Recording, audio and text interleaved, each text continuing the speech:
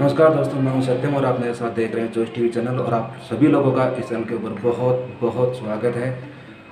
इस चैनल को सब्सक्राइब भी कर लीजिए, लाइक भी कीजिए। ये आप लोगों का प्यार है, वो दिखाते रहिए आप हमें।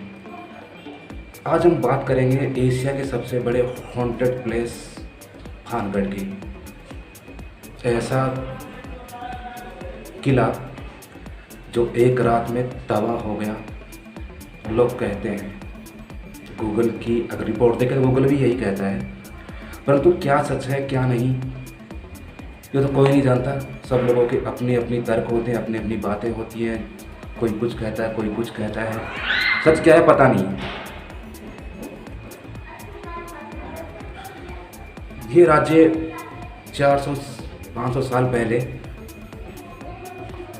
विरासत थी ये, जो काफ़ी अपने जन्म सीमा भी थी। उस टाइम पे इस राज्य में एक राजकुमारी थी जिसका नाम था रत्नावती, राजकुमारी रत्नावती। कहते हैं कि वो दिखने में काफ़ी सुंदर थी और काफ़ी आकर्षक थी। उसको कोई एक बार देख ले तो देखता रह जाए, उसकी वो खूबसूरती थी। लेकिन कहते हैं कि कई बार खूबसूरती ही किसी की दुश्मन बन जाती है। अपनी कुछ चीज़ें, अपने अंदर एक ऐसा हुनर होता है जो अपना ही दुश्मन बन जाता है। राजकुमारी रत्नावती के साथ भी ऐसा ही हुआ था। उसकी खुद की जो सुंदरता थी वो उसकी दुश्मन बन गई। उसके पूरे राज्य में चर्चा थी कि वो बहुत खूबसूरत है, बहुत सुंदर है। उस राज्य में एक सिंधु सेवड़ा नाम करके एक तांत्रिक रहता था। उसको उसकी खूबसूरती का कोई आइडिया नहीं था, कोई अंदाज़ा नहीं था कि वो कितनी खूबसूरत है। एक दिन वो सिंधु सेवड़ा उस भानगढ़ के किले के जो बाजार था, त्रिपोलिया बाजार जिसे बोलते थे, उसमें आया और तहकीकात करने लग गया।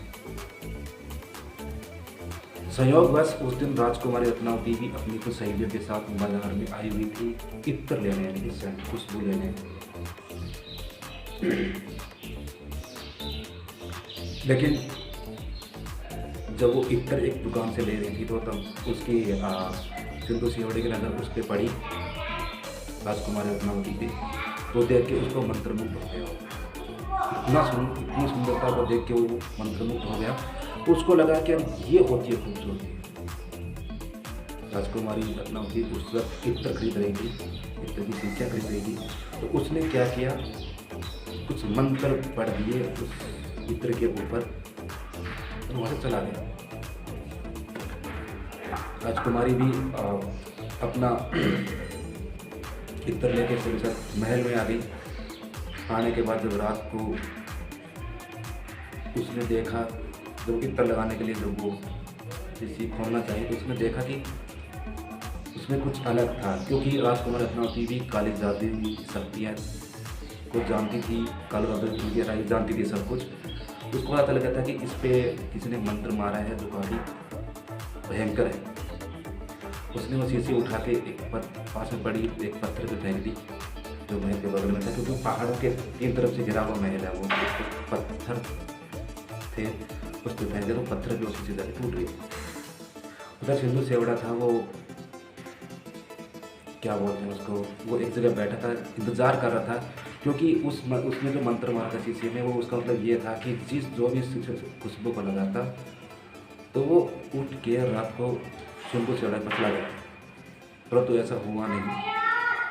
उसने जो जिस पत्थर पे राजकुमारी ने जो शीशी बैठी थी, वो पत्थर चिल्ला रात में उठी और चल पड़ी उस तांत्रिक के पीछे।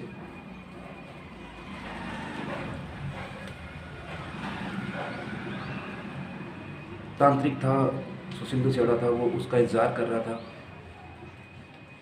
जब उसने देखा कि पत्थर मेरी तरफ हवा में उड़ता हुआ आ रहा है, तो उस चीज़ से वो बहुत डर गया और जो शिला थी, पत्थर था, वो उसके ऊपर जाके गिरा रात्रि के अंदर। उससे क्या हुआ, उसके बाद में मरते मरते उसने श्राप दिया था इस महल को कि जैसे मैं तड़प तड़प के मर रहा हूँ एक ही रात के अंदर, वैसे ही एक ही रात में ये पूरा महल है वो शमशान घाट बन जाएगा। यानी कि पूरा का पूरा महल एक ही रात में ख़त्म हो जाएगा, तबाह हो जाएगा, बर्बाद हो जाएगा। तो उसके बाद सुनने में आया, कहते हैं कि लोग वो एक ही रात में पूरा महल तबाह हो गया, सब लोग दब के मर गए थे, कुछ कट काट दिए गए थे, ऐसे कुछ सुनने में आया। तो वो मर गए थे वहाँ और फिर सब लोग भूत बन गए। ज़्यादा कहानी यह सुनने में आती है। और वो जो किला है वो आज भी एशिया में मोस्ट हॉन्टेड प्लेस में आता है। लेकिन सच क्या है, इसका एक पहलू और भी है राज्य का तबाह होने का, जिसमें एक पड़ोसी राज्य था, कहते हैं कि उसने उसकी चढ़ाई करती थी, तो उसमें भी वो पूरा राज्य तबाह हो गया था। क्या सच है क्या नहीं है, आज लोग शाम को 6 बजे के बाद में वहाँ पे जाना, मतलब कि एंट्री नहीं मिलती है। शाम 6 बजे के बाद में, सूर्य ढलने के बाद में इंडियन गवर्नमेंट का वहाँ पे लगा हुआ है बाहर। तो जो भी है, इसकी शुरुआत हम करते हैं। हम बहुत जल्द आपको उस साइट पे लेके चलेंगे, बाहर के लेके अंदर लेके चलेंगे, जहाँ पे हम आपको चीज़ें दिखाएंगे, पूरा किला दिखाएंगे, त्रिपोलिया बाजार था वो दिखाएंगे, इंट्रेंस दिखाएंगे, उसके सब कुछ दिखाएंगे आप लोगों को। और आप लोगों को उसको देख के क्या लगता है क्या नहीं। हम लोगों से बात भी करेंगे, उनसे पूछेंगे कि एक्चुअल में तो समस्या क्यों क्या थी, क्या हुआ था, वो लोग क्या बताते हैं, और हम वहाँ पे क्या नया निकाल के लेके आते हैं, ये आप लोग ज़रूर बताएंगे। बस आप हमारे साथ जुड़े रहिए, देखते रहिए जोश टीवी चैनल। अच्छा लगे तो लाइक सब्सक्राइब